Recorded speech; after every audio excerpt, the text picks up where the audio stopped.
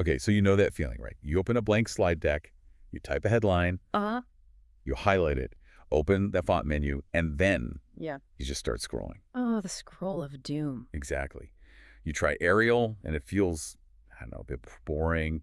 You try Times New Roman, but now it looks like you're serving someone a legal notice. Right, or you pick something fun and suddenly the whole thing looks like a ransom note. Yes. You know it's off, but you can't quite put your finger on why. And that is the struggle for basically everyone who isn't a designer. We have, thousands of tools, but zero instruction manuals. Which is why we're doing this deep dive on mastering typography. Hmm. We are looking for the cheat codes here, not the art school theory. Right. The goal isn't just to make things look pretty, it's to make them communicate clearly.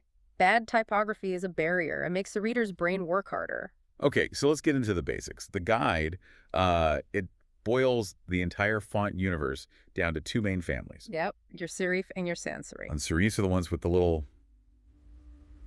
feet, the decorative strokes. Exactly. Like Times New Roman or Georgia, they feel traditional, authoritative. Think of it as the font equivalent of a suit and tie. Got it.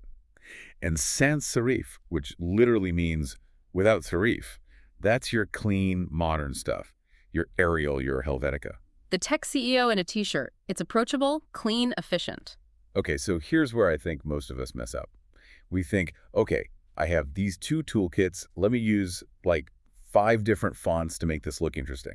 And that's the first big mistake. The guide gives us a golden rule here. Which is... Limit your choices. Seriously. 2 fonts is great. 3 is the absolute maximum. But doesn't variety keep things engaging? That feels sort of counterintuitive. You'd think so, but it actually creates chaos. You want contrast, not conflict. If your fonts are too similar, say 2 slightly different serifs, it just looks like a mistake. Like you copied and pasted from another document and forgot to reformat it. Precisely. They need to be different enough to signal their roles. This is a headline. This is the body. All right, so let's get to those cheat codes. What's the safest, most effective play for someone staring at that blank page? The classic combo. Pair a serif with a sans-serif. It just works. So like a serif for the heading to give it some weight? Mm-hmm. For that authority. Yeah. And then a clean sans-serif for the body text so it's super readable on a screen. The guide suggests something like Playfair Display for headers and Source Sans Pro for text. I saw that. But my favorite hack from the reading, honestly, was the Superfamily. Ah, yes, the ultimate safety net. A Superfamily is a font collection that was designed with both a serif and a sans-serif version from the start. Like Roboto and Roboto Slab. Exactly. They share the same underlying structure, the same proportions. It is, like, mathematically impossible to make them look bad together. You get contrast without any of the risk. And if even that feels like too much, you can just stick with one big font family, right? Like Open Sans. Yeah, and just use the different weights. Use bold for your title, light or regular for your text. It's elegant, it's simple, and it looks incredibly professional. Okay, we have to talk about one of the technical traps, though.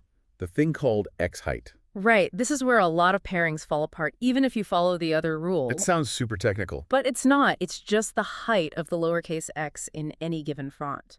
For a pair to work, their x heights need to be pretty similar so the lines of text feel balanced. Otherwise, it just feels unsettling to look at. It does. And speaking of unsettling, let's talk about script fonts. The curly handwritten ones. The rule is simple.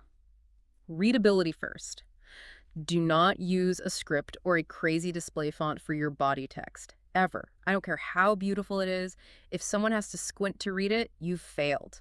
It all comes back to psychology, doesn't it? We're not just picking shapes, we're picking an emotional signal. You are. You're priming the reader. Serif says, trust me, I'm established. Sans-serif says, I'm modern, I'm innovative. You're setting a tone before a single word is read. So the biggest takeaway is, it's much, much better to be a little boring and readable than to be unique and impossible to read. 100%. Function over form.